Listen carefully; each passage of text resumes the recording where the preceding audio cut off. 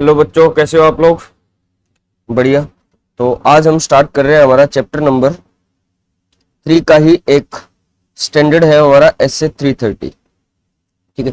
वैसे तो देखो ये एसए जो है वो एसए 315 के बाद में आना चाहिए। ठीक है, मतलब पहले हमें क्या करना चाहिए, एसए 315 करना चाहिए, उसके बाद में हमें एसए 330 करना चाहिए। ठीक है। और लेकिन आपका जो एसए 315 है ये बुक के हिसाब से आपका चैप्टर नंबर 4 में आता है, लेकिन एसए 330 जो है वो चैप्टर नंबर 3 में दिया हुआ है। तो पहले हम अभी एक बार के लिए कौन सा कर रहे हैं, चैप्टर नंबर 3 का जो एसए है 330 वो कर रहे हैं। हाँ, थोड़ा बहुत हम एक बार रेफरेंस लेंगे किसका, क्या, ताकि हमें एसए 330 समझ आ जाए, इसलिए हम थोड़ा रेफरेंस लेंगे एसए 315 का। ठीक है। अब देखो होता क्या है, मेनली ऑडिट प्रोसीजर जो हमारे होते हैं, ऑडिट प्रोसीजर जो होते हैं वो हमारे दो टाइप के ऑडिट प्रोसीजर होते हैं। पहला ऑडिट प्रोसीजर जो है वो हमारा क्या होता है, रिस्क असेसमेंट प्रोसीजर, रैप जिसको हम बुलाते हैं। ठीक है, रिस्क असेसमेंट प्रोसीजर। बेसिकली इसमें जो है ऑडिटर है वो क्या करता है, रिस्क को असेस करता है। यहाँ पे बेसिकली हमें क्या करना होता है, रिस्क असेस करना होता है फाइनेंशियल स्टेटमेंट के अंदर, या बेसिकली हमें क्या करना होता है, रिस्क असेस करना होता है दो लेवल पे, एक ओवरऑल फाइनेंशियल स्टेटमेंट के लेवल पे और एक इंडिविजुअल अकाउंट बैलेंस, ट्रांजेक्शन और डिस्क्लोजर के लेवल पे हम क्या करते हैं, रिस्क असेस करते हैं। दोनों ही लेवल पे क्या किया जाता है, रिस्क असेस किया जाता है। अब ये कैसे किया जाता है ये रिस्क असेस, तो कहते हैं बाय अंडरस्टैंडिंग। हम क्या करते हैं, समझते हैं, हम अंडरस्टैंड करते हैं किसको, by understanding entity, environment and internal control. तो ये तीन चीजें समझ के हम क्या करते हैं, रिस्क असेस करते हैं। तो सबसे पहला काम ये देखो, एसए 315 जो है वो हमारा क्या है, रिस्क असेसमेंट प्रोसीजर का। एसए 315 जो है वो हमारा किसका है, रिस्क असेस करने का है। इस एसए का नाम ही क्या है हमारा, identifying and assessing the risk of material misstatement. तो हम इस स्टैंडर्ड के अंदर हमें बेसिकली क्या करना होता है, रिस्क असेस करना होता है। कैसे करना होता है, हम एंटिटी को समझते हैं, वहां के एनवायरमेंट को समझते हैं, वहां के इंटरनल कंट्रोल को समझते हैं। अगर याद हो तो हमने एंटिटी को हम कैसे समझते हैं, ये बात वैसे हम चैप्टर नंबर 2 में भी करके आ चुके हैं कि एंटिटी को कैसे अंडरस्टैंड किया जाएगा। हमने कहा था हमें 4 फैक्टर क्या करने होते हैं, एक्सटर्नल फैक्टर्स को असेस करना होता है, देखना होता है रेलेवेंट इंडस्ट्री क्या है, company law and regulatory requirements क्या कहती है, एक्सटर्नल फैक्टर्स और इसके कौन से हैं जो इंपैक्ट कर सकते हैं बिजनेस को। इसी के साथ हम क्या कहते हैं, कुछ इंटरनल फैक्टर्स भी देखो, जैसे कि नेचर ऑफ ऑपरेशन क्या है, एंटिटी का ओनरशिप स्ट्रक्चर क्या है, गवर्नेंस स्ट्रक्चर क्या है, फाइनेंस एक्टिविटी कैसी है, इन्वेस्टमेंट एक्टिविटी कैसी है। इसके अलावा हम कहते हैं अकाउंटिंग पॉलिसीज के बारे में जानो, किस टाइप के, फाइनेंशियल परफॉर्मेंस के बारे में जानो, बिजनेस ऑब्जेक्टिव के बारे में जानो। तो ये तरीकों से हमने एंटिटी को समझा था। हालांकि वो मैंने आपको वहां पे बोला भी था कि ये एंटिटी को जब हम यहाँ पे नॉलेज ले रहे हैं एंटिटी का, तो ये बेसिकली एसए 315 का पार्ट है। तो जो हमने पढ़ा था वो एसए 315 ही था वहां पे भी। ठीक है। तो इस तरीके से हमें क्या करना होता है, रिस्क असेस करना होता है। अब मान लेते हैं कि हमने जो भी यहाँ पे काम किए, हमने एंटिटी को समझा, एनवायरमेंट को समझा, इंटरनल कंट्रोल को समझा। अच्छा, ये भी कहा जाता है कि हम एंटिटी को कैसे समझेंगे, एनवायरमेंट को कैसे समझेंगे, इंटरनल कंट्रोल के कैसे समझेंगे। तो कहता है आप बेसिकली 3 काम करके क्या कर सकते हो, एंटिटी को, उसके एनवायरमेंट को, उसके इंटरनल कंट्रोल को समझ सकते हो। क्या क्या काम करके आप समझ सकते हो, आप इंक्वायरी करके क्या कर सकते हो, एंटिटी को समझ सकते हो, एनवायरमेंट को समझ सकते हो, उसके इंटरनल कंट्रोल को समझ सकते हो। ध्यान रखना यहाँ पे कीवर्ड क्या है, यहाँ पे इस स्टैंडर्ड के अंदर बेसिकली हम इस काम रिस्क असेसमेंट में हम कोई भी एक्चुअल में काम नहीं कर रहे हैं। बेसिकली हम यहाँ पे सिर्फ अंडरस्टैंडिंग ले रहे हैं। ठीक है। तो एक्चुअल में यहाँ पे कोई काम नहीं हो रहा है, यहाँ पे सिर्फ समझा जा रहा है कि क्या है। वो कैसे समझ सकते हैं, इंक्वायरी करके समझ सकते हैं, हम एनालिटिकल प्रोसीजर लगा के समझ सकते हैं, हम इंस्पेक्शन और ऑब्जर्वेशन करके क्या कर सकते हैं, समझ सकते हैं। तो ये बेसिकली हम 3 काम करके क्या करते हैं, एंटिटी को अंडरस्टैंड करते हैं। देखो ये अभी हम पूरा डिटेल में नहीं कर रहे हैं। क्यों नहीं कर रहे हैं, क्योंकि ये चैप्टर 4 का पार्ट है। तो जब चैप्टर 4 आएगा तब हम ज्यादा डिटेल में करेंगे। लेकिन अभी मेरे को क्या चाहिए, थोड़ी सी फैप के लिए फर्दर ऑडिट प्रोसीजर। दूसरा हमारा जो प्रोसीजर होता है वो क्या होता है, further audit procedure. Further audit procedure basically क्या होते हैं, सुनो। अभी तक पहले यहां की बात करो कि 315 में हम क्या करते हैं। 315 में हम कहते हैं कि साहब हम क्या करेंगे, रिस्क असेस करेंगे ओवरऑल लेवल पे भी, और फाइनेंशियल स्टेटमेंट में इंडिविजुअल ट्रांजैक्शन डिस्क्लोजर बैलेंस के लेवल पे भी हम रिस्क असेस करेंगे। कैसे किया जाएगा इस रिस्क को assess? By understanding entity, environment and it's internal control. और कैसे अंडरस्टैंड किया जाएगा एंटिटी को, एनवायरमेंट को? तो कहते हैं हम 3 काम करते हैं। तो बेसिकली रिस्क असेसमेंट प्रोसीजर 3 है हमारे, 3 रिस्क असेसमेंट प्रोसीजर हो गए हमारे, इंक्वायरी, एनालिटिकल प्रोसीजर, ऑब्जर्वेशन और इंस्पेक्शन। ठीक है, तो ये 3 काम हम करेंगे। अब यहां पे हमने ये जो कर लिया, उसके बाद में हमें क्या करना है? फर्दर ऑडिट प्रोसीजर करने हैं। अब फर्दर ऑडिट प्रोसीजर बेसिकली क्या है? इस एसए का जो नाम है एसए, अब फर्दर ऑडिट प्रोसीजर में हमारा कौन सा एसए आ जाता है? 330। इसमें हमें क्या देना होता है? रिस्पॉन्स देना होता है, रिस्पॉन्स टू असेस्ड रिस्क। जो भी हमने रिस्क असेस किया, कहां पे? ऐसे 315 में, ऐसे 315 में जो भी हमने रिस्क असेस किया उसको क्या देना? रिस्पॉन्स देना। जैसे मान लेते हैं कि जब हमने ऐसे 315 लगाया, हमने एंटिटी को समझा, हमने सब कुछ समझ लिया। जैसे चलो एक एग्जांपल लेते हैं, हम बेसिकली इंक्वायरी करके एंटिटी के कंट्रोल्स वगैरह समझ सकते हैं। तो हमने सीधा मैनेजमेंट से जाके इंक्वायरी कर ली, बताओ मैनेजमेंट तुम्हारे क्या कंट्रोल कैसे? तो मैनेजमेंट कहता है देखो भाई साहब हमारे सारे कंट्रोल अच्छे हैं, एक कंट्रोल को छोड़ के, हमारा एक कंट्रोल अच्छा नहीं है, इसके अलावा हमारी बाकी सारे के सारे कंट्रोल क्या है? अच्छे हैं। हमने पूछ लिया कि बताओ कौन सा कंट्रोल आपका अच्छा नहीं है? तो उन्होंने कहा देखो हमारा सैलरी का कंट्रोल अच्छा नहीं है, हमारा सैलरी का कंट्रोल अच्छा नहीं है। कि या सिंपल सा बोले सैलरी का मतलब क्या होगा? बेसिकली एचआर डिपार्टमेंट का हमारा काम अच्छा नहीं है। ठीक है, वहां पे हमारे कंट्रोल अच्छे नहीं है, बाकी जगह पे हमारे कंट्रोल क्या है? अच्छे हैं। हमें मदद मिल गई कि रिस्क ज्यादा कहां होगा? अगर एचआर में गलतियां, अगर एचआर डिपार्टमेंट का कंट्रोल अच्छा नहीं है तो रिस्क ज्यादा हो सकता है सैलरी में। ठीक है, ये हमने निकाल लिया। इसके अलावा हमें रिस्क अभी मान लेते हैं इतना नहीं मिला है बाकी जगह पे। अब हमें क्या करने पड़ेंगे? और काम करने पड़ेंगे। अभी बताओ हमने क्या पूछा? अब हमें क्या लगाना है? Basically further audit procedure. अब हमें क्या करना है? आगे का काम करना है। हमें क्या देना है? रिस्पॉन्स देना है। किनको? असेस्ड रिस्क को। जो भी हमने रिस्क असेस किया, रिस्क हमें मिला सबसे ज्यादा किसमें? सैलरी के अंदर। तो अब सबसे ज्यादा काम किसके ऊपर होगा?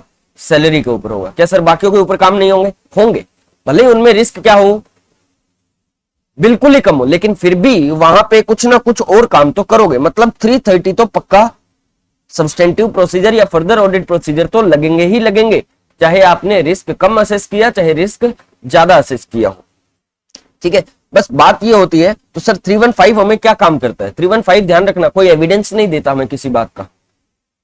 हमें 315 को ये पुख्ता सबूत नहीं देता है। हमें पुख्ता सबूत तो कौन देगा? फर्दर ऑडिट प्रोसीजर ही देगा। और फर्दर ऑडिट प्रोसीजर में भी हमारे पास क्या होते हैं? 2 काम होते हैं। एक हमारा क्या होता है? Test of control. एक हमारा क्या होगा? Test of control. और दूसरा हमारा क्या होते हैं? सब्सटेंटिव प्रोसीजर या सब्सटेंसिव प्रोसीजर। ठीक है, तो 2 काम हो गए हमारे पास, टेस्ट ऑफ कंट्रोल और दूसरा क्या हो गया? Substantive procedure. अब टेस्ट ऑफ कंट्रोल क्या होता है? टेस्ट ऑफ कंट्रोल होता है evaluate the operating effectiveness of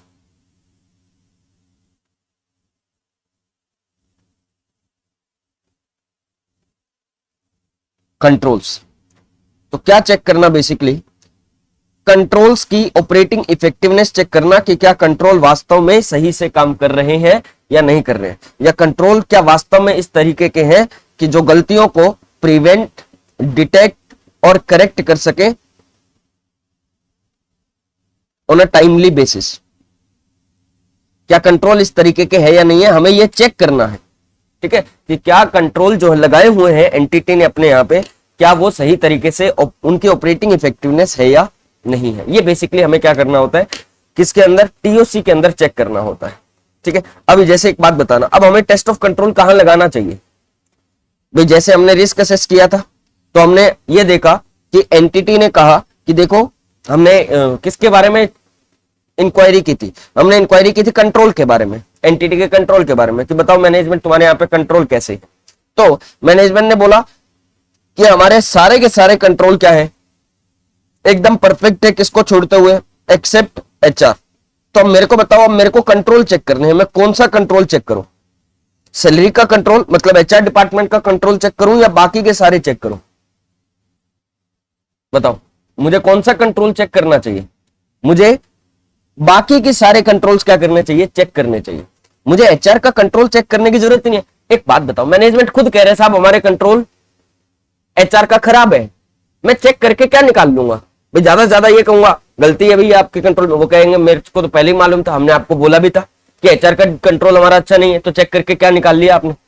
कुछ काम ही नहीं आएगा आपका ये चेक करना। ठीक है, कौन सा चेक करोगे?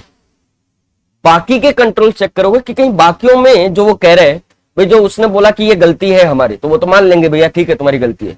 जहां पे वो कह रहे हैं कि नहीं हमारी यहाँ कोई गलती नहीं, वहां हमें ढूंढना है कि तुम्हारी गलती है या नहीं है।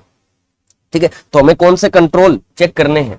बाकी के। सर आपने तो कहा था काम हम सैलरी के कंट्रोल के ऊपर ज्यादा करेंगे, मतलब सैलरी को ज्यादा चेक करेंगे। नो डाउट, अभी भी कह रहा हूं सैलरी को ज्यादा चेक किया जाएगा, लेकिन सैलरी के ऊपर ज्यादा काम कौन सा किया जाएगा? सब्सटेंटिव प्रोसीजर ज्यादा लगाया जाएगा, ना कि test of control. Test of control तो लगाने का ही मतलब नहीं है वहां पे। क्यों? क्योंकि कंट्रोल तो वैसे ही उसके खराब है एचआर के, चेक करके क्या निकालूंगा मैं?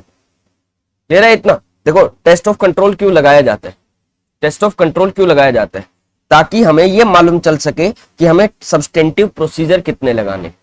देखो एक तीनों में एक डिफरेंस देख, ये risk assessment, test of control और सब्सटेंटिव प्रोसीजर। एक एग्जांपल से पहले हम समझ लेते हैं कि वास्तव में तीनों होते क्या है।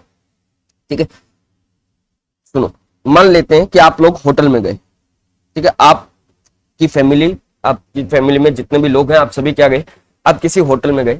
अब वहां पे आपने क्या किया, बहुत सारी चीजें क्या की, ऑर्डर की। और ऑर्डर करने के बाद में जब लास्ट में क्या आया, बिल आया।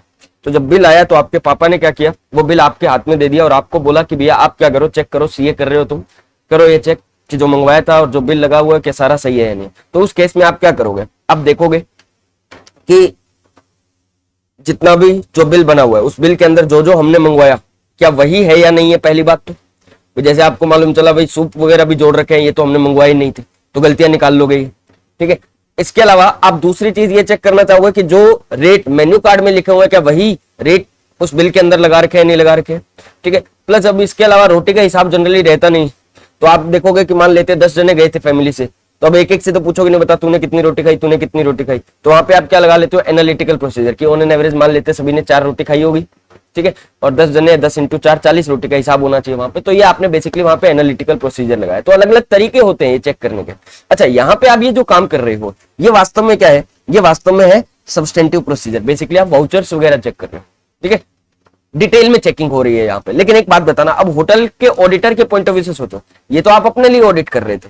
अब मैं कहता हूं होटल के ऑडिटर के पॉइंट ऑफ व्यू से सोचो, क्या होटल का ऑडिटर, जैसे आपने इस बिल को एक एक पूरा एक एक चीज अच्छे से चेक की, क्या होटल का ऑडिटर जब होटल की सेल चेक कर रहा होगा तो क्या वो एक एक बिल को इतने अच्छे से चेक कर पाएगा? नहीं चेक कर पाएगा। क्यों? क्योंकि वहां पे नंबर ऑफ ट्रांजेक्शन क्या है, बहुत ज्यादा है। तो जब नंबर ऑफ ट्रांजेक्शन क्या हो जाए, बहुत ज्यादा हो जाए, तो उस केस में आप क्या लगाना चाहते हो? पहले टेस्ट ऑफ कंट्रोल लगाना चाहते हो। टेस्ट ऑफ कंट्रोल से आप ये देखना चाहते हो कि क्या वहां के कंट्रोल सही है या नहीं है। अब कंट्रोल भी चेक करने से पहले आप क्या करोगे, वहां पे रिस्क असेस करोगे। आप रिस्क असेस करोगे, आप मैनेजमेंट से पूछोगे, मैनेजमेंट बताओ क्या तुम्हारे यहाँ पे सेल के कंट्रोल अच्छे है या नहीं है। मैनेजमेंट अपने सेल के कंट्रोल बताएगा कि देखो हमारे यहाँ पे पूरी बिलिंग ऐसे होती है, हमारे यहाँ पे पहले एक आदमी जाता है, जो भी कस्टमर आता है वहां पे, होटल रेस्टोरेंट है तो वहां पे एक पहले हमारा क्या जाता है, कैप्टन जाता है। कैप्टन जब बड़े रेस्टोरेंट में जाते हैं तो उसको कैप्टन बुला दिया जाता है। ठीक है, कैप्टन जाता है, जो क्या करके लेके आता है, पूरा का पूरा ऑर्डर लेके आता है। फिर वो पूरा और जो भी वो ऑर्डर लेके आता है, फिर कैप्टन क्या बनाता है, केओटी बनाता है, किचन ऑर्डर टिकट। अगर आप लोगों ने चैप्टर नंबर 13 किया हुआ है ऑडिट का, कभी पढ़ा हुआ है, तो आपको थोड़ा सा आइडिया रहेगा कि किचन ऑर्डर टिकट या केओटी क्या होते हैं। अब उसके बाद में जैसे ही वो केओटी आपका कैप्टन बना देता है, वो एक केओटी की जो कॉपी है वो एक तो बिल डेस्क पे देते हैं, ठीक है, जो बिलिंग डेस्क होती है वहां पे देगा, और दूसरी एक कॉपी वो कहां देते हैं, किचन में देते हैं, ताकि जितना भी सामान मंगवाया गया है उतना का उतना सामान किसके पास पहुंच जाए, वो कस्टमर के पास पहुंच जाए। ठीक है, इधर से बिलिंग भी हो रही है, उधर उधर से साथ में क्या जा रहा है, उधर से साथ में क्या जा रहा है, उसके पास में सामान भी पहुंच रहा है। तो ये इस तरीके का पूरा कंट्रोल बताया। अब कंट्रोल बताया जब उसने, अभी तक तो सिर्फ उसने क्या किया, हमें कंट्रोल बताया, हमने चेक नहीं किया है, उसने बताया है, इसका मतलब इंक्वायरी चल रही थी, मतलब अभी रिस्क असेसमेंट प्रोसीजर चल रहा था। अब जैसे ही उसने ये बताया हमें इतना कोई रिस्क लगा नहीं, अब हम क्या सोच रहे हैं कि रिस्क इतना नहीं है इसमें, कंट्रोल इनका अच्छा लग रहा है। तो अगर कंट्रोल अच्छा लग रहा है तो मैं क्या लगाऊंगा, टेस्ट ऑफ कंट्रोल उसके ऊपर लगाऊंगा, एक्चुअल में चेकिंग उसमें करूंगा मैं। समझ आ रही है भाई? एक बात बताओ, अगर यहीं पे कंट्रोल खराब निकल जाता तो मेरे को टेस्ट ऑफ कंट्रोल लगाने की जरूरत ही नहीं थी। लेकिन अब यहां पर रिस्क असेस जब कर रहा था, इंक्वायरी जब मैंने की तो मेरा कंट्रोल मेरे को अच्छा मिला। अगर कंट्रोल अच्छा मिला है तब मैं चेकिंग करूंगा क्या वास्तव में अच्छा है या नहीं है। यहां पे एक्चुअल में चेकिंग करनी है, यहां पे सिर्फ हम अंडरस्टैंड कर रहे थे, मैनेजमेंट से पूछ रहे थे बता मैनेजमेंट तेरा कंट्रोल कैसे है, तो मैनेजमेंट अपना कंट्रोल बताता जा रहा था। अब जब उसने बता दिया मेरे को लगा कि हाँ कंट्रोल तो चलो ठीक लग रहा है, अब वास्तव में उसको चेक किया जाए कि क्या वास्तव में अच्छा है या नहीं है ये कंट्रोल। तो जब मैं उसको चेक करने लगा, एक एक चीज मैंने चेक की, इसको हम क्या बोल रहे हैं, टेस्ट ऑफ कंट्रोल, या इवेल्युएटिंग कर रहे हैं, हम इवेल्युएशन कर रहे हैं किसका, ऑपरेटिंग इफेक्टिवनेस ऑफ कंट्रोल का। क्लियर है इतना। अब जब मैंने ये चेक कर लिया, मान लेते हैं मैंने कंट्रोल अच्छे से चेक कर लिया, अब मेरे को पता चल गया कि भैया इन्होंने जो कंट्रोल बताया था एकदम परफेक्ट है। अब एक बात बताना, अब क्या मेरे को बिल बहुत सारे चेक करने की जरूरत रहेगी, नहीं। अब मेरे को बिल कोई बहुत सारे बिल चेक करने की जरूरत नहीं है। अब मैं क्या कर सकता हूं, अपने सब्सटेंटिव प्रोसीजर कम लगा सकता हूं, किसके ऊपर, सेल के ऊपर। क्यों, क्योंकि सेल का कंट्रोल क्या मिला मेरे को, अच्छा मिला। तो एक बात बताओ, टेस्ट ऑफ कंट्रोल लगाने का पर्पज क्या हुआ हमारा, ये पता लगाना कि सब्सटेंटिव प्रोसीजर कितना लगाना है। सब्सटेंटिव प्रोसीजर का मतलब अब वो वाउचिंग कितनी करनी है मेरे को, एक एक बिल कितने चेक करने। तो अगर मेरे को कंट्रोल अच्छे मिले तो मैं बिल थोड़े कम चेक करूंगा। लेकिन कुछ एंटिटी होती है, कुछ होटल होते हैं, वहां पे कोई कंट्रोल नहीं होता, एक ही आदमी बैठा होता है जो सारा काम संभाल रहा होता है। तो ऐसे केस में भी टेस्ट ऑफ कंट्रोल तो कहीं काम आने वाला नहीं है, वहां पे तो उनके बिल वगैरह ज्यादा चेक करने पड़ेंगे, मतलब सब्सटेंटिव प्रोसीजर ज्यादा लगाने पड़ेंगे। ये बात समझ आ रही है, बोलो हाँ या ना। तो एक बात बताओ, टेस्ट ऑफ कंट्रोल कब लगाया जा रहा है, मेनली कब लगाया जा रहा है टेस्ट ऑफ कंट्रोल, जब हमें रिस्क असेसमेंट में, जब हम रिस्क असेस कर रहे हैं, रिस्क असेसमेंट में हमें कंट्रोल क्या मिलेंगे, अच्छे मिलेंगे। या इसका एक, वैसे अगर मैं थोड़ा सा टेक्निकल वर्ड लेके चाहूं, अगर आप समझ पाओ, तो कंट्रोल रिस्क जहां पे क्या हो, कम हो। कंट्रोल रिस्क का मतलब क्या होता है, बेसिकली जहां पे आपके कंट्रोल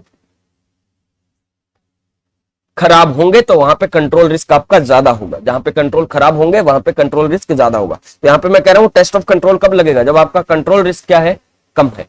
ठीक है, या बेसिकली मैं सिंपल सा ये बोल दूं कि आपको रिस्क असेसमेंट के टाइम पे ये लग रहा है कि कंट्रोल अच्छे हैं, उस टाइम पे आप, जब आप टेस्ट ऑफ कंट्रोल लगाना चाहो तो फिर लगा लो। और दूसरा, आप टेस्ट ऑफ कंट्रोल बेसिकली कब लगाते हो, जब आपको पता चलता है कि सिर्फ सब्सटेंटिव प्रोसीजर लगाने से काम नहीं बनेगा। मतलब अगर मैं सिर्फ सब्सटेंटिव प्रोसीजर लगाने की बात करूं तो भैया मेरा काम ही नहीं बनेगा, मैं अच्छे से चेकिंग कर ही नहीं पाऊंगा। क्यों नहीं कर पा रहा सर, सिंपल सा देखो, मान लेते एक कंपनी है, वहां पे सारा का सारा जो काम होता है वो कंप्यूटराइज तरीके से होता है, ऑटोमेटेड एनवायरनमेंट में होता है। ऑब्वियसली बात है, मेरे को सॉफ्टवेयर वगैरह चेक करने पड़ेंगे, बिना सॉफ्टवेयर के चेकिंग के मैं कैसे कितने ही वाउचर चेक कर लूं, अगर सॉफ्टवेयर ही गलत काम कर रहा है तो फिर काम गलत हो जाए। देन मेरे को वहां पे टेस्ट ऑफ कंट्रोल लगाना जरूरी हो गया या नहीं हो गया, हो गया। ठीक है, कंट्रोल चेक करने जरूरी हो गए, तो टेस्ट ऑफ कंट्रोल लगाना कब जरूरी है, कब जरूरी हो गया टेस्ट ऑफ कंट्रोल लगाना, जब या तो रिस्क असेसमेंट, या मैं इसको बोलता हूं प्रिलिमिनरी असेसमेंट जब हम कर रहे हैं रिस्क का, तो वहां पे मेरे को कंट्रोल अच्छे मिले। ठीक है, और दूसरा, सिर्फ सब्सटेंटिव प्रोसीजर लगाने से काम नहीं बनेगा, तब मैं क्या करता हूं, तब मैं क्या करूंगा, टेस्ट ऑफ कंट्रोल लगाऊंगा। टेस्ट ऑफ कंट्रोल का मतलब क्या हो गया, ऑपरेटिंग इफेक्टिवनेस चेक करना कंट्रोल्स की। ठीक है, अब इसमें एक मेन मुद्दा आता है जिसमें हमारे ज्यादातर हमसे क्वेश्चन पूछा जाता है, वो क्या है, एनटीई of test of control. Test of control के बारे में क्या चीजें चेक करना, एनटीई। एनटीई बेसिकली क्या हो गया, नेचर, टाइम और एक्सटेंट। हाँ जी, तो नेचर, एक्सटेंट और टाइमिंग। ठीक है, ये तीन चीजें हमें देखनी है इसमें। तो सबसे पहले आओ किसमें, नेचर की बात करते हैं।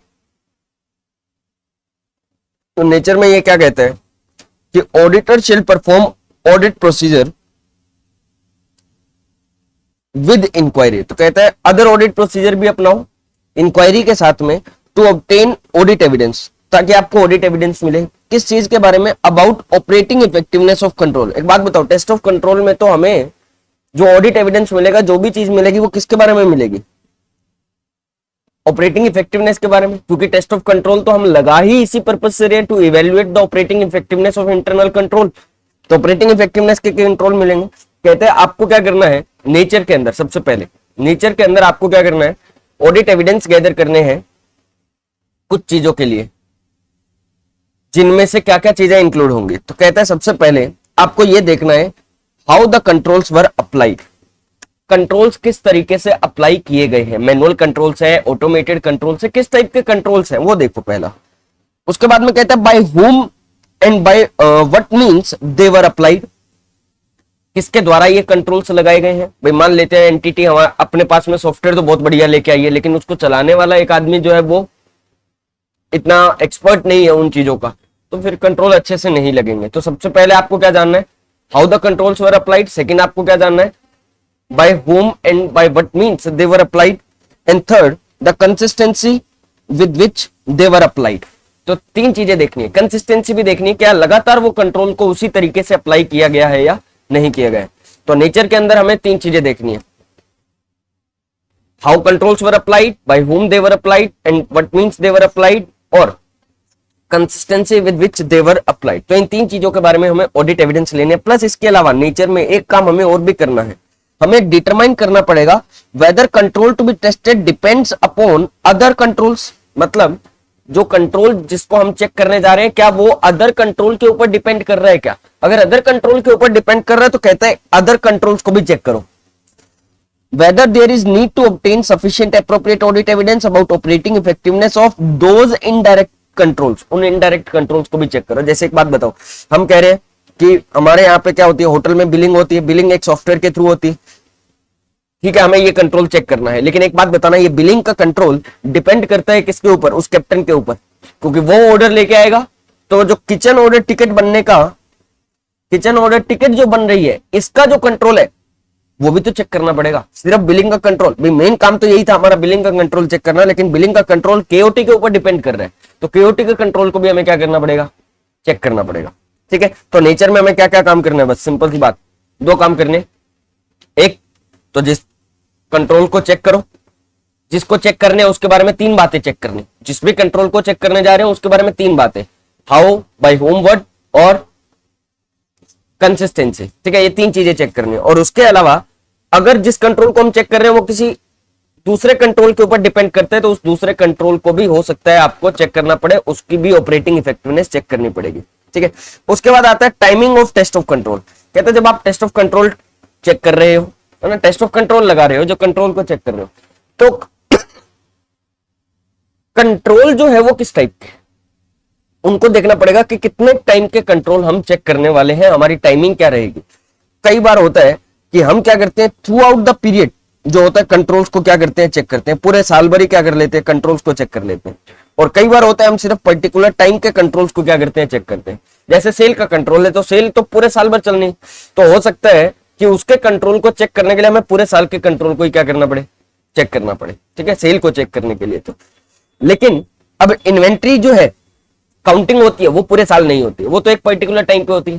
भाई हो सकता है साल में 4 बार हो सकता है साल में 1 बार ही हो, तो हमें उस पर्टिकुलर टाइम के कंट्रोल को भी क्या करना पड़ेगा, चेक करना पड़ेगा। तो ये देखना पड़ेगा कि ऑडिटर कितने टाइम के कंट्रोल्स के ऊपर रिलाई करने जा रहा है, वो किसके ऊपर डिपेंड करेगा, टाइमिंग के ऊपर, कि आपने कंट्रोल कितने टाइम के चेक किए हैं।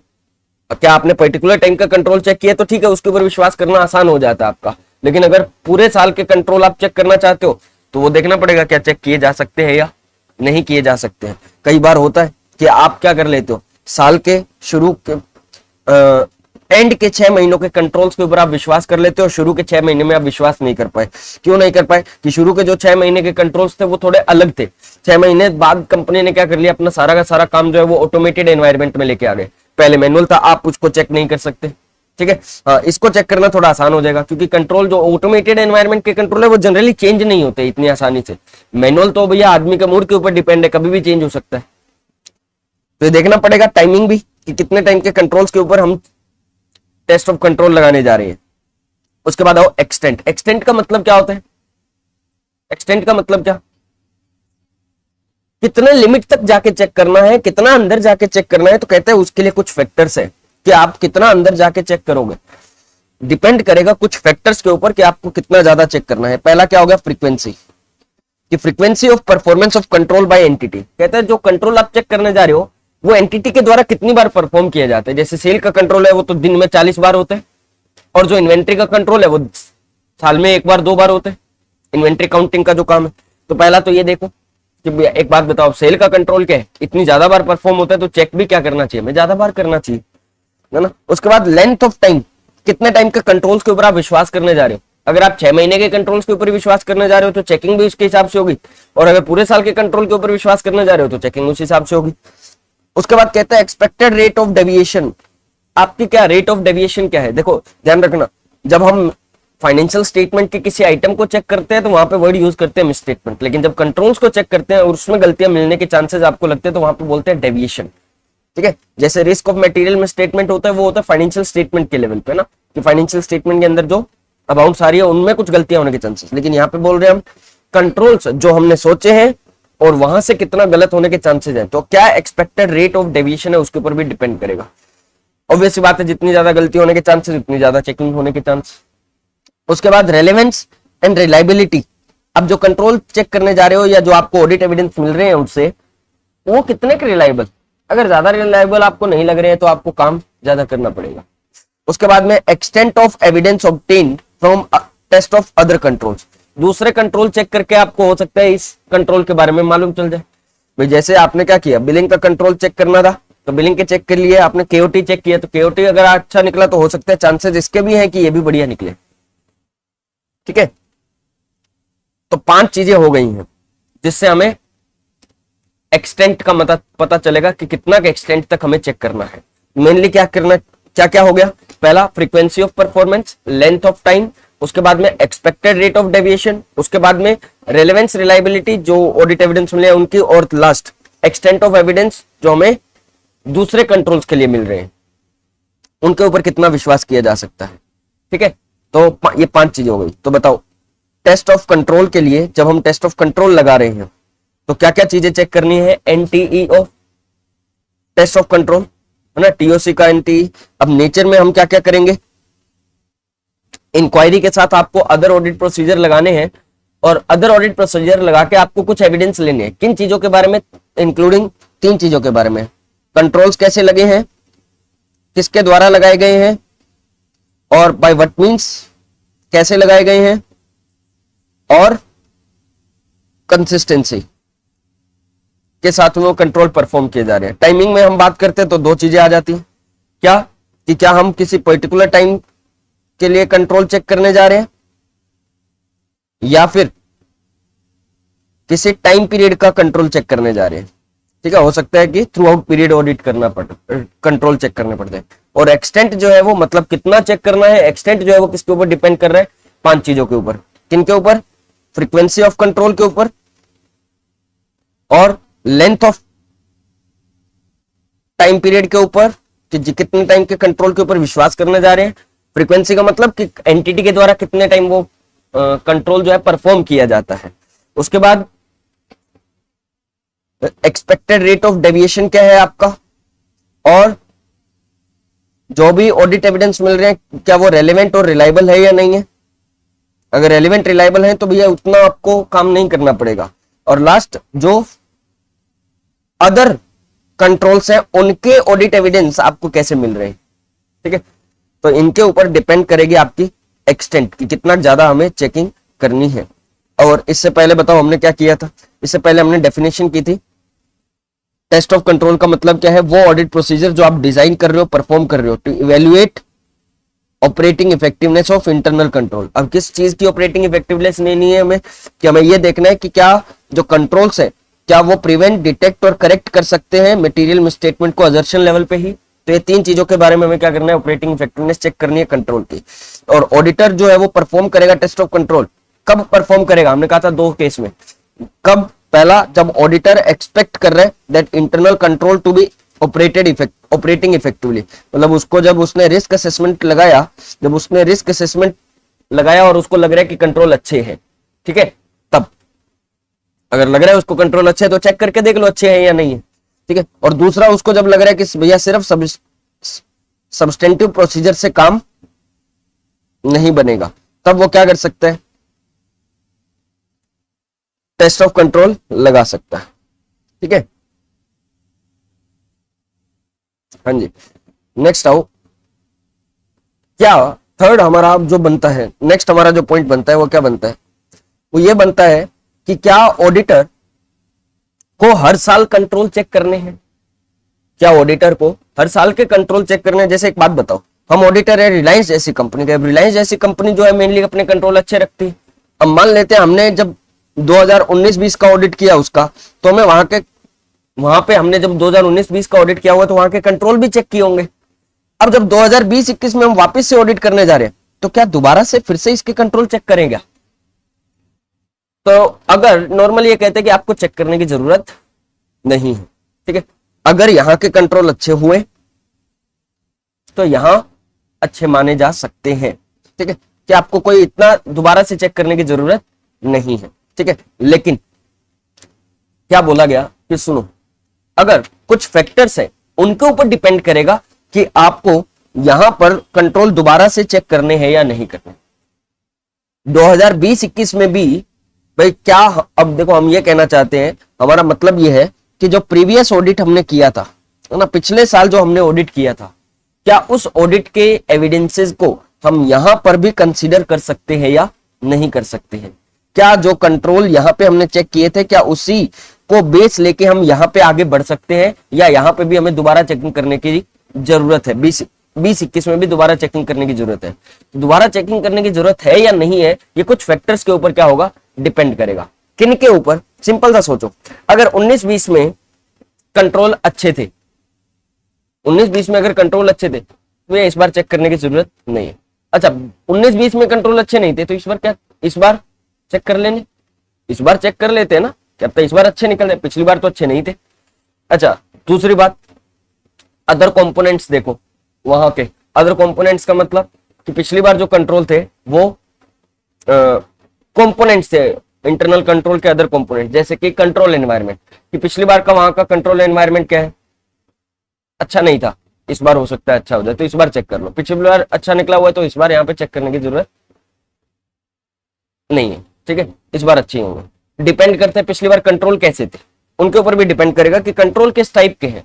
जैसे कि अगर पिछली बार कंट्रोल ऑटोमेटेड एनवायरनमेंट के कंट्रोल है एंटिटी के, यहाँ पे जैसे रिलायंस जैसी कंपनी में ऑटोमेटेड एनवायरनमेंट के कंट्रोल होते हैं, तो भैया ऑटोमेटेड एनवायरनमेंट के कंट्रोल में इतना कोई चेंज होता नहीं है, तो फिर इस बार इतना चेक करने की जरूरत नहीं होगी। लेकिन पिछली बार मैनुअल कंट्रोल थे तो इस बार चेक करना पड़ेगा, ठीक है। अच्छा, पिछली बार जो स्टाफ था वो स्टाफ चेंज हो गया इस बार, पिछली बार जो स्टाफ था वो स्टाफ चेंज हो गया है, तो उतना कॉम्पिटेंट है या नहीं है पहले देखना पड़ेगा स्टाफ कैसे है। तो कहता है कुछ फैक्टर्स है जिनके ऊपर डिपेंड करेगा कि क्या इस बार कंट्रोल चेक किए जाएंगे या नहीं चेक किए जाएंगे। अब वो कौन कौन से फैक्टर है, तो पहले कहता है इफेक्टिवनेस, देखो किसकी इफेक्टिवनेस, देखो अदर एलिमेंट्स ऑफ कंट्रोल की, कि कंट्रोल कैसे, अगर कंट्रोल कैसे हुए पिछली बार के अच्छे हुए तो इस बार चेक करने की जरूरत नहीं।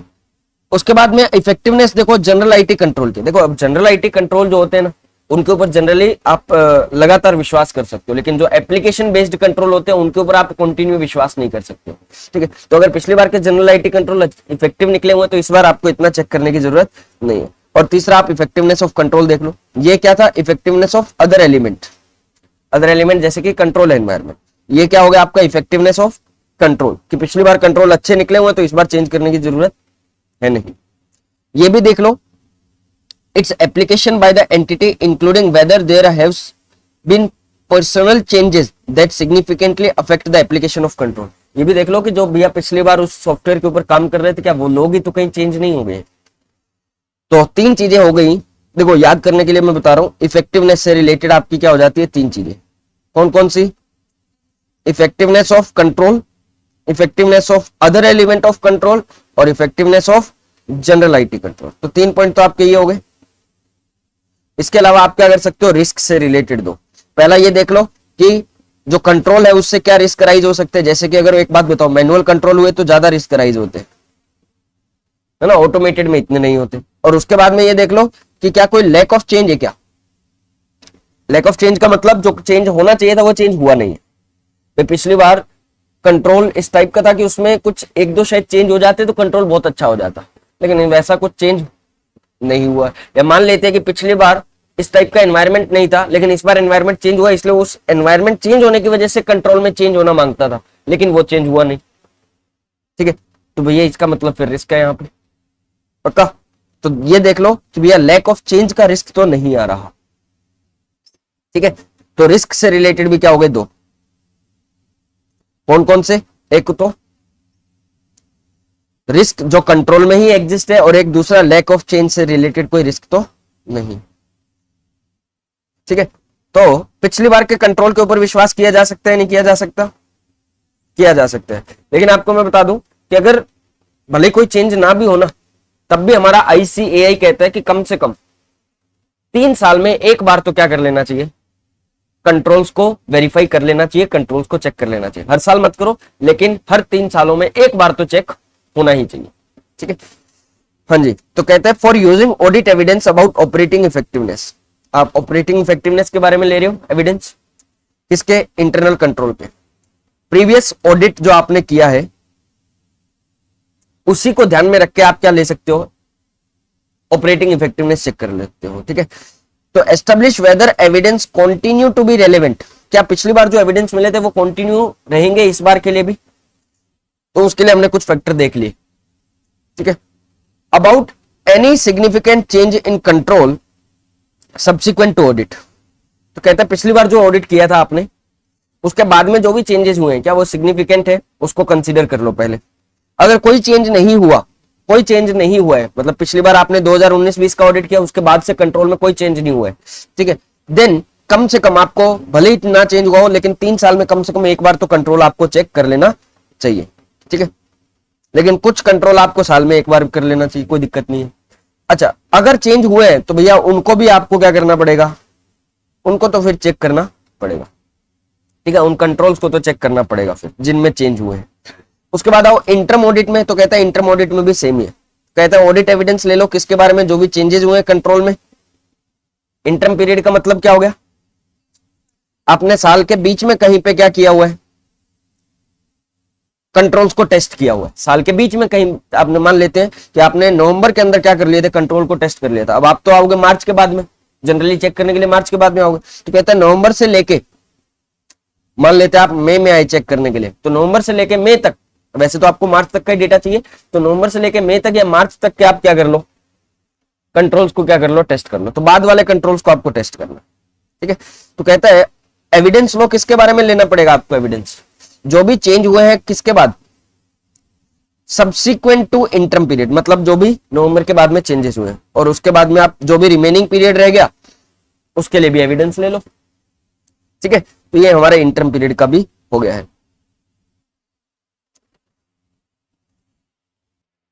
हाँ जी, टीएससी की वैसे तो देखो अब हमारी सारी बातें कंप्लीट हो गई हैं। एक छोटा सा टॉपिक हमारा रह गया है कि ऑडिटर को क्या करनी होती है, कुछ स्पेसिफिक इंक्वायरी करनी होती है। कब, जब ऑडिटर को क्या मिल जाए, डेविएशन मिल जाए।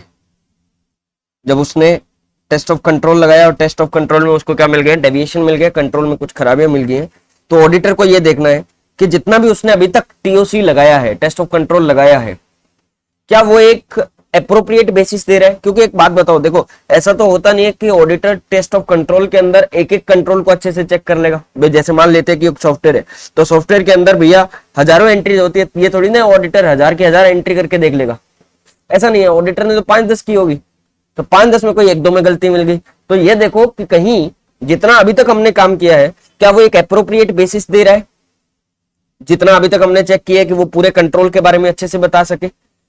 ठीक है, और अगर नहीं दे रहा है तो कहीं ऐसा तो नहीं लग रहा कि आपको कुछ अभी एडिशनल टीओसी करने की जरूरत है, थोड़ा और टेस्ट ऑफ कंट्रोल लगाने की जरूरत है।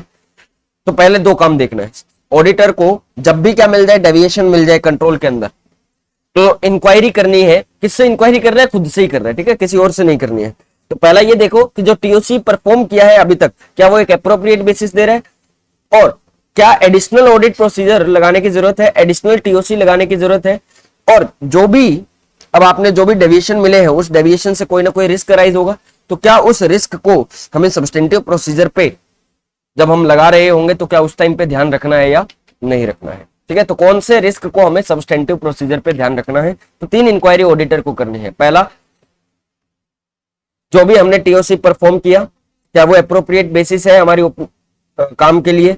सेकंड, एडिशनल टीओसी लगाने की तो जरूरत नहीं है। और तीसरा, जो भी potential risk of material misstatement, potential risk of misstatement लग रहा है, जो ऑडिटर को क्या करना होगा, एड्रेस करना होगा while using substantive audit procedure.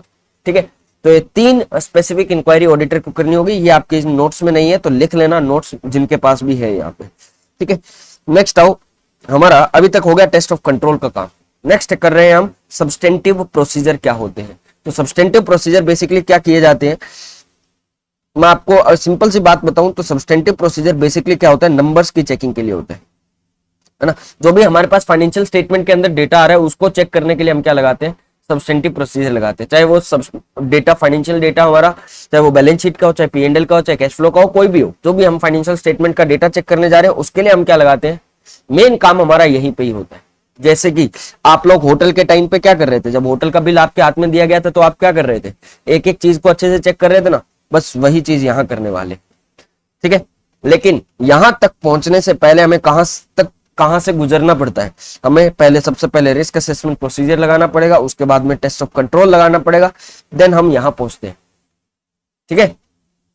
तो कहता है वो प्रोसीजर जो आप डिजाइन करते हो टू डिटेक्ट, ध्यान रखना इसमें प्रिवेंट करेक्ट की बातें नहीं आती हैं, इसमें ना हम सही कर रहे हैं ना कुछ रोक रहे हैं, हम इसमें तो ढूंढ रहे हैं। क्या ढूंढ रहे हैं, material misstatement at assertion level.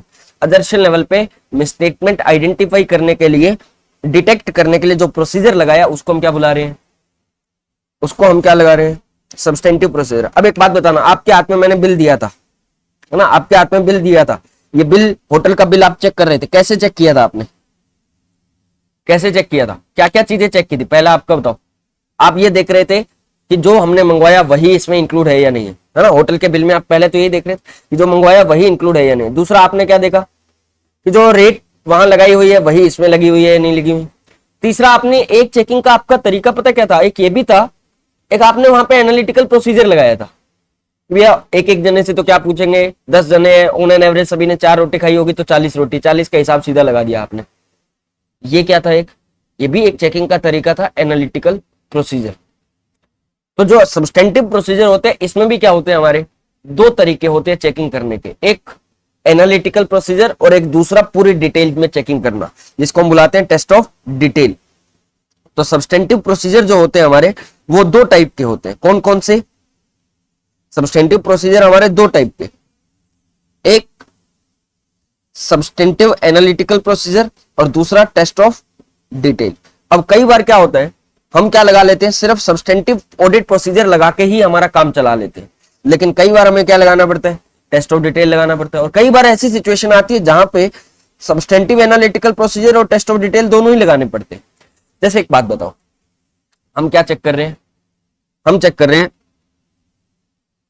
Company का सैलरी का अमाउंट, ठीक है, कंपनी जितनी सैलरी पे कर रही है क्या वो सही है या गलत है, या सैलरी छोड़ो हम रेंट चेक कर रहे हैं, ठीक है, कंपनी के P&L में रेंट आ रहा था, रेंट को चेक कर रहे हैं। अब रेंट को हमने कैसे चेक किया, हमने देखा, हमने मैनेजमेंट से पूछा, मैनेजमेंट बताओ क्या तुम्हारे पूरे साल में कोई रेंट वगैरह बढ़ा है क्या, या तुमने कोई एडिशनल बिल्डिंग किराए पे ली है क्या। वो कहता है ऐसा कुछ नहीं हुआ, ना रेंट बढ़ा है ना कोई एडिशनल बिल्डिंग हमने किराए पे ली। हमने पूछा बताओ रेंट कितना, वो कहता है 50,000 रुपए महीना। तो हमने कहा 50,000 इंटू 12 कितना आना चाहिए, 6 लाख। क्या 6 लाख P&L में आ रहा है, हमने देखा 6 लाख P&L में आ रहा है, कुछ चेक करने की जरूरत ही नहीं है इसमें, और क्या चेक करो हम, मैं इसको हम क्या बुलाए, सब्सटेंटिव एनालिटिकल प्रोसीजर। याद करो सब्सटेंटिव एनालिटिकल प्रोसीजर क्या था, हम क्या बनाते हैं, रिलेशन बनाते हैं किनके बीच, फाइनेंशियल नॉन फाइनेंशियल डेटा के बीच।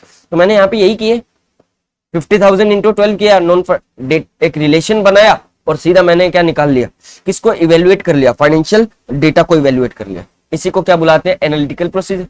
तो हमने एनालिटिकल प्रोसीजर लगा के क्या कर लिया, पूरी डिटेल में चेक। यहाँ पे क्या हो गई, हमारी नंबर्स की चेकिंग हो गई।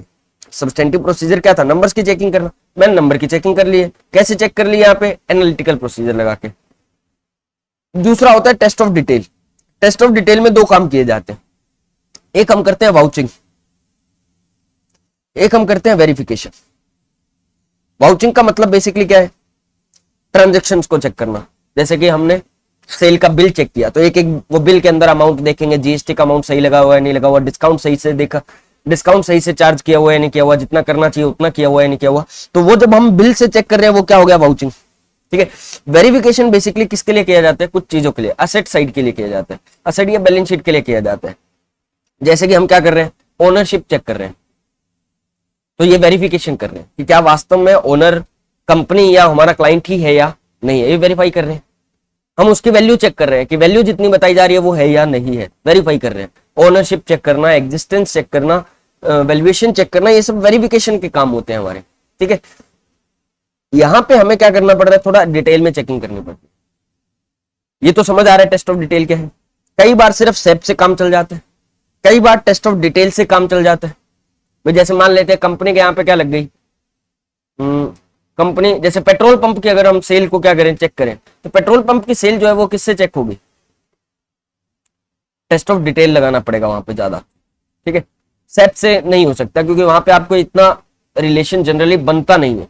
बनाना चाहो बना सकते हो, लेकिन बड़ा कॉम्प्लेक्स सा रिलेशन बनेगा फिर वहां पे। और कुछ काम होते हैं जहां पे दोनों ही लगेंगे। जैसे आप लोग क्या करते हो, किसी स्कूल की किसी कोचिंग की अगर क्या करते हो, फीस कैलकुलेट करते हो, तो वहां पे आप सेप लगा रहे होते हैं, number of student multiply by fees. ये तो हो गया। तो एक बात बताओ, अगर मान लेते हैं हम किसी स्कूल का ऑडिट करने के लिए जा रहे हैं, तो नंबर ऑफ स्टूडेंट देखो, मल्टीप्लाई करो फीस से, तो आपकी फीस आ गई। लेकिन वो एग्जैक्ट नहीं आती है कभी भी, तो उसमें वहां पे क्या करना पड़ता है, थोड़े से वाउचर और भी हमें क्या करने पड़ते हैं, चेकिंग करनी पड़ती है, मतलब टेस्ट ऑफ डिटेल भी लगाना पड़ेगा, ठीक है। तो ये तो सर्कमस्टांसेस के ऊपर डिपेंड करेगा कि किस टाइप का सब्सटेंटिव प्रोसीजर लगेगा, क्योंकि सब्सटेंटिव प्रोसीजर तो नंबर की चेकिंग है।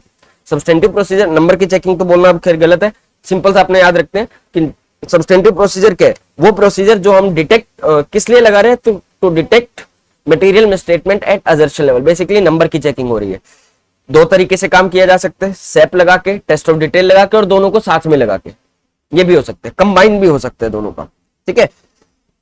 बोलो ये बात समझ आ रही है। अब कौन सा लगेगा ये किसके ऊपर डिपेंड करेगा, नेचर ऑफ रिस्क के ऊपर, किस टाइप का नेचर है, और नेचर ऑफ असर्शन किस चीज को चेक करने जा रही है।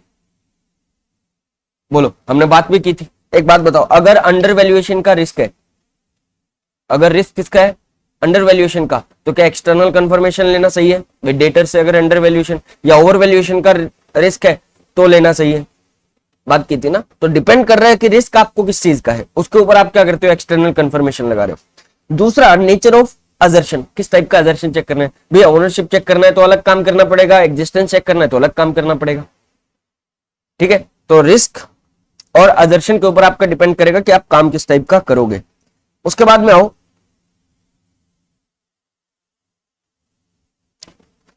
What combination of substantive procedure audit that auditor में यूज, कौन सा ऑडिट प्रोसीजर का कॉम्बिनेशन हम यूज कर सकते हैं।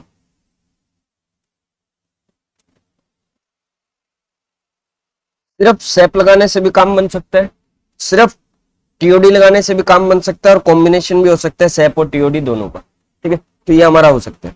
उसके बाद में नेक्स्ट ये कहते हैं, can auditor skips substantive procedure, क्या ऐसा हो सकता है कि ऑडिटर बिल्कुल कहीं पे कोई चीज चेक करने जा रहे हैं और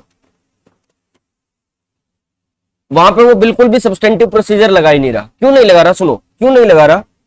जैसे मान लेते हैं कि उसे क्या दिखा कि एंटिटी के अंदर परचेज देख रहा था वो, ठीक है।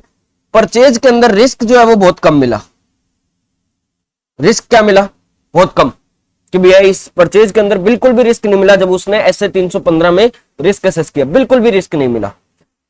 फिर इसलिए सोचा चलो कंट्रोल थोड़े बहुत चेक कर लेता हूं। कंट्रोल चेक किए, एकदम बढ़िया मिले, मस्त कंट्रोल थे, कंट्रोल बहुत अच्छे। अब ये क्या सोच रहा है कि देखो इसमें रिस्क भी नहीं है, कंट्रोल भी इतने अच्छे हैं, तो मेरे को क्या जरूरत है इसको नंबर की चेकिंग करने की। चलेगा ऐसा, नहीं चलेगा। कहता भैया कितना भी रिस्क कम हो, कितने भी कंट्रोल अच्छे निकल जाए, लेकिन कुछ ना कुछ सब्सटेंटिव प्रोसीजर तो आपको लगाने पड़ेंगे। हाँ ये मान सकते हैं कि थोड़े कम सब्सटेंटिव प्रोसीजर लगा लेना इसमें, क्यों, क्योंकि इसमें इतना रिस्क नहीं है, कंट्रोल अच्छे हैं, तो थोड़े से कम ऑडिट प्रोसीजर, कम सब्सटेंटिव प्रोसीजर लगा लेना। लेकिन ऐसा नहीं कह सकते आप कि भैया हम तो लगाएंगे ही नहीं। क्यों ऐसा नहीं कह सकते हम, क्यों हम कह रहे हैं कि सर कुछ ना कुछ सब्सटेंटिव प्रोसीजर लगाओ। क्योंकि एक बात बताओ, आपने ये जो रिस्क असेस किया, ये जो रिस्क असेस किया, बेसिकली आपका ये एक ऑडिटर का प्रोफेशनल जजमेंट था कि भैया इसमें मेरे को रिस्क ज्यादा लग रहा है, इसमें कम लग रहा है, ठीक है। थोड़ी बहुत चेकिंग के बेस पे आप बता रहे हो, लेकिन आपने कुछ एक्चुअल में थोड़ी ना चेकिंग किया था। वहां पे तो आपने समझा था ना 315 में। तो यहां पे बेसिकली ऑडिटर का क्या है, जजमेंट है, और भैया जजमेंट तो गलत हो सकते हैं, ठीक है। फिर इसके अलावा आप कह रहे हो सर कंट्रोल बहुत अच्छे है, लेकिन एक बात ध्यान रखना, कंट्रोल कितना भी अच्छा हो, हमेशा एक रिस्क तो रहता ही रहता है। क्या, कि भैया बहुत सारे लोग जो क्या कर रहे हैं, ओवरराइड कर जाए कंट्रोल को, जैसे कि हायर मैनेजमेंट जो है वो ओवरराइड कर जाए। क्योंकि ध्यान रखना, जनरली जो कंट्रोल बनाया जाता है वो किसके लिए बनाया जाता है, कंट्रोल जो बनाया जाता है वो एम्प्लॉय के लिए बनाया जाता है, हायर स्टाफ के लिए या हायर जो मैनेजमेंट के बड़े ओहदे पे जो लोग होते हैं उनके लिए नहीं बनाया जाता। सिंपल सा देख लो भैया, इंडिया के अंदर ही रूल बनाए जाते हैं कोविड से रिलेटेड कि लॉकडाउन है, बाहर नहीं निकलना है, सभी को मास्क लगाना है, लेकिन जो बड़े बड़े नेता है वो खुद ही क्या कर लेते हैं, बिना मास्क के घुमाते, बिना मास्क के रैलियां कराते, उनके ऊपर कोई फाइन नहीं लगता। फाइन किसके ऊपर लगाए जाते हैं? आम जनता के ऊपर। तो छोटे लोगों के ऊपर क्या किया जाता है, सारे का सारा बोझ ढोया जाता है। हाँ, तो क्या ऑडिटर स्किप कर सकता है? स्किप करना मतलब कि भैया वो सब्सटेंटिव प्रोसीजर लगा ही नहीं रहा। कब? If he does not identify any risk, जब उसको कोई रिस्क नहीं मिला तो कहते हैं सुनो, no, auditor has to compulsorily, auditor को कंपल्सरीली परफॉर्म करना पड़ेगा substantive procedure.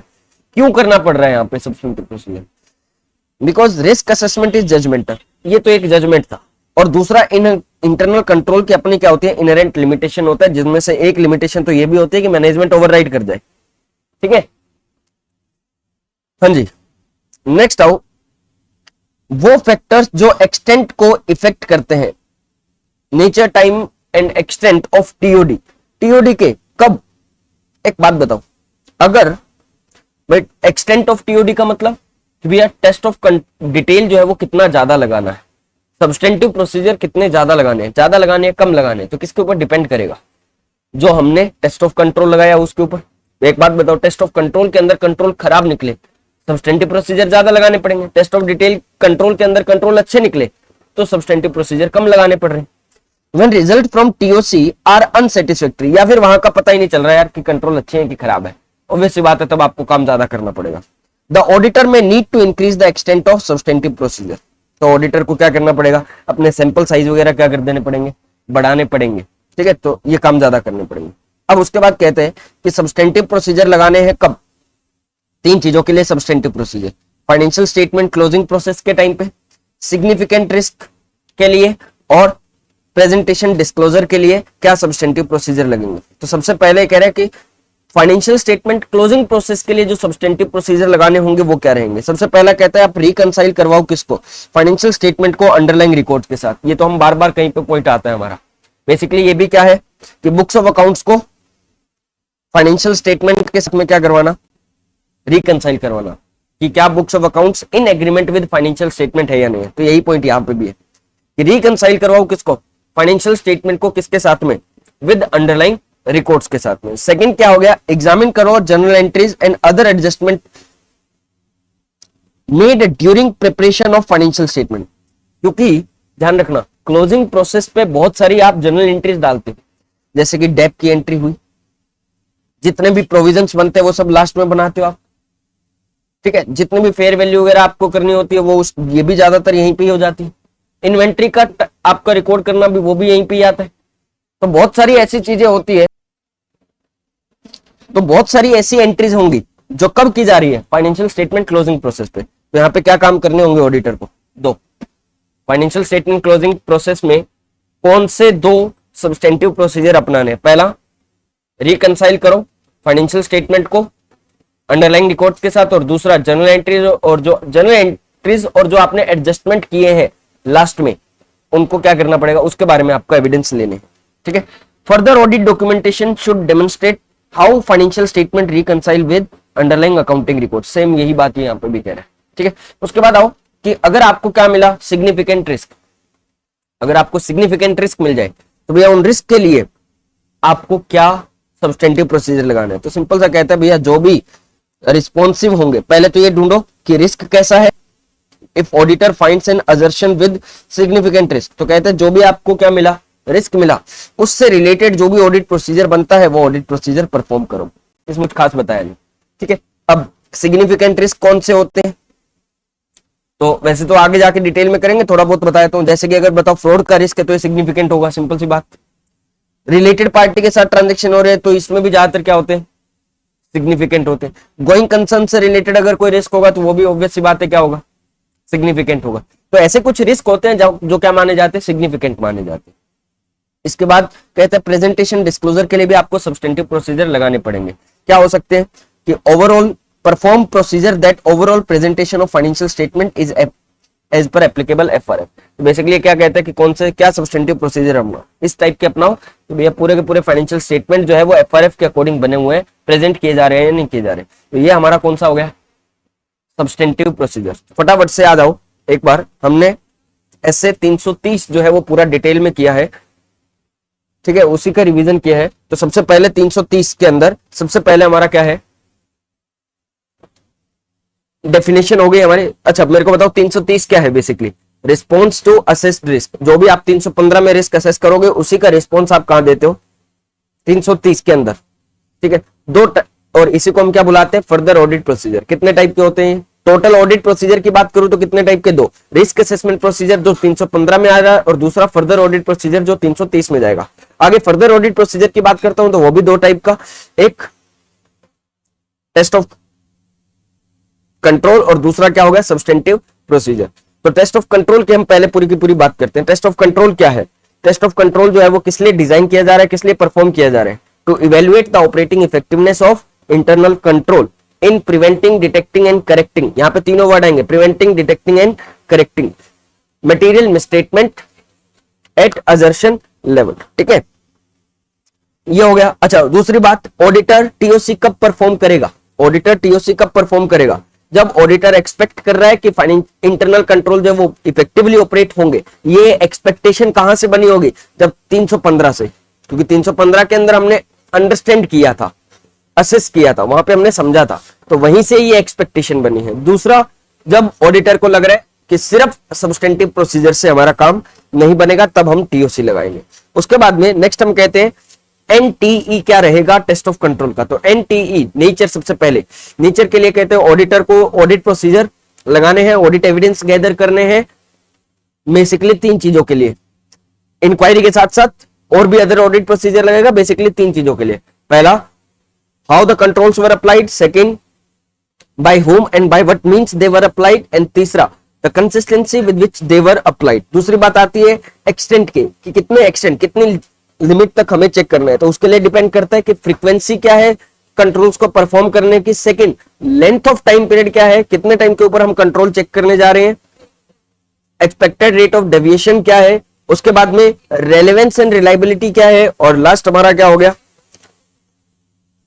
Extent of other test of control, ठीक है। उसके बाद में टाइमिंग, टाइमिंग की जब बात करते हैं तो दो चीजें, पर्टिकुलर टाइम पे चेक कर रहे हैं, पर्टिकुलर टाइम के कंट्रोल चेक कर रहे हैं, या थ्रू आउट द पीरियड, जितने भी टाइम के हमें कंट्रोल के ऊपर क्या करना है विश्वास करने जाना है। उसके बाद हम कहते हैं कि हम प्रीवियस ऑडिट या इंटरम ऑडिट के जो हमें कंट्रोल हमने चेक किए हुए हैं उसके ऊपर भी विश्वास किया जा सकता है। सबसे पहले आते हैं प्रीवियस ऑडिट के ऊपर, जो प्रीवियस ऑडिट में हमें ऑडिट एविडेंस मिले थे, क्या उन्हीं को आगे हम कंटिन्यू रख सकते हैं, तो ये डिपेंड करेगा कुछ फैक्टर्स के ऊपर।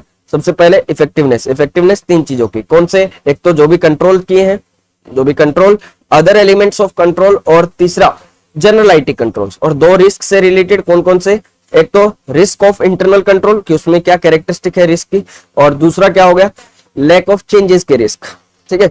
नेक्स्ट आओ, हाँ अगर ये सब हमें मिल गया, अब प्रीवियस ऑडिट के जो एविडेंस हमने यूज किए हैं उसके बाद में भी हमें ये देखना पड़ेगा कि क्या प्रीवियस ऑडिट के बाद में जो हम जब तक हमने ऑडिट किया था क्या उसके बाद में कोई चेंज हुआ है या नहीं हुआ है। अगर चेंज नहीं हुआ है तो भैया आपको ठीक है, आप एज इट इज पिछली बार के कंट्रोल को क्या कर लो, यूज कर लो, लेकिन उसमें भी कहते हैं कि भैया कम से कम 3 सालों में एक बार तो आपको कंट्रोल चेक कर लेने चाहिए। लेकिन अगर चेंज हुए हैं, चेंज नहीं हुआ तब तो देख लिया, अगर चेंज हुआ है तो उस केस में आपको क्या करना पड़ेगा, उस केस में आपको कम से कम जो चेंज हुआ है, या सिंपल से बात करें कि आपको यहाँ पे टेस्ट ऑफ कंट्रोल लगाना पड़ेगा, कंट्रोल टेस्ट करने पड़ेंगे, ठीक है। इंटरम ऑडिट वाले है ना, कि आपने बीच में कहीं ऑडिट किया हुआ उसके बाद में, तो कहते हैं जो भी उसके बाद में चेंजेस हुए उसको चेक कर लो। ये हमारी कौन सी बातें हो गई, सब्सटेंट टेस्ट ऑफ कंट्रोल की, ठीक है। नेक्स्ट आओ,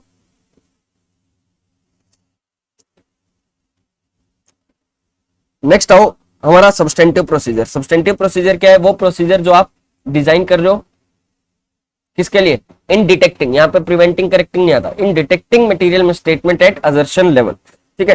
क्या ऑडिटर स्किप कर सकता है सब्सटेंटिव प्रोसीजर को, नहीं कर सकता, उसको कुछ ना कुछ सब्सटेंटिव प्रोसीजर तो लगाने ही पड़ेंगे, भले कितना ही रिस्क कम हो, भले कितनी कंट्रोल अच्छे हो, ठीक है। ऐसा क्यों करना पड़ रहा है, दो कारणों से। पहला कि जो उसने रिस्क असेस किया वो बेसिकली एक जजमेंटल स्टेटमेंट है उसका, और दूसरा इंटरनल कंट्रोल की अपनी इनहेरेंट लिमिटेशन होती है।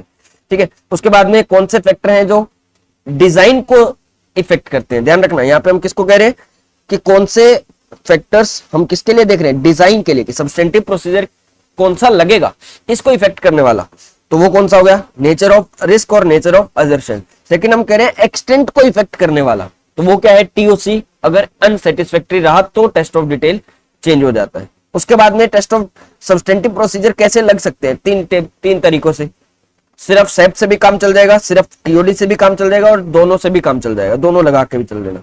उसके बाद में सब्सटेंटिव प्रोसीजर किससे related, financial statement closing process से रिलेटेड, तो क्लोजिंग प्रोसेस से रिलेटेड दो काम करने हैं हमें, एक reconciliation of financial statement with underlying records और दूसरा क्या हो गया, जर्नल एंट्रीज और जो अदर एडजस्टमेंट एंट्रीज की गई है, कब, लास्ट में, क्लोजिंग प्रोसेस में। ठीक है, नेक्स्ट आओ सिग्निफिकेंट रिस्क के लिए क्या सब्सटेंटिव प्रोसीजर लगेंगे, तो कहता है भैया सिग्निफिकेंट रिस्क के लिए करना कुछ नहीं है, जो भी आपको रिस्क मिला है, जिस चीज से रिलेटेड मिला है उसी के ऊपर काम कर लो, परफॉर्म करो ऑडिट प्रोसीजर। और प्रेजेंटेशन डिस्क्लोजर के लिए क्या हो गया, ओवरऑल फाइनेंशियल स्टेटमेंट को चेक करना है कि क्या वो प्रेजेंट किए गए हैं एज पर एप्लीकेबल एफआरएफ। अच्छा, एक चीज और रह गई हमारी कि स्पेशल इंक्वायरी करनी पड़ती है, स्पेसिफिक इंक्वायरी करनी पड़ती है हमें, कब, जब कंट्रोल्स में डेविएशन मिल जाए। तो 3 इंक्वायरी थी, पहला कि क्या जितना भी अभी तक हमने काम किया है, जो टीओसी परफॉर्म किया अभी तक, क्या वो एप्रोप्रिएट सफिशिएंट बेसिस हमें दे रहा है, रिजल्ट हमें दे रहा है, क्या उसके ऊपर विश्वास किया जा सकता है। दूसरा, क्या additional audit procedure, additional TOC लगाने की जरूरत है। और तीसरा कि जो भी हमें रिस्क मिला, रिस्क ऑफ पोटेंशियल मिसस्टेटमेंट, क्या उसको यूज करेंगे हम फाइल जब हम क्या कर रहे होंगे, सब्सटेंटिव प्रोसीजर लगा रहे होंगे। तो ये स्पेसिफिक इंक्वायरी, 3 बातें हमें याद करनी पड़ेंगी। ठीक है, तो इसी के साथ आपके बुक के अंदर के कुछ बहुत सारा पार्ट हमारा ऐसे 330 का था वो हमारा कवर हो गया है।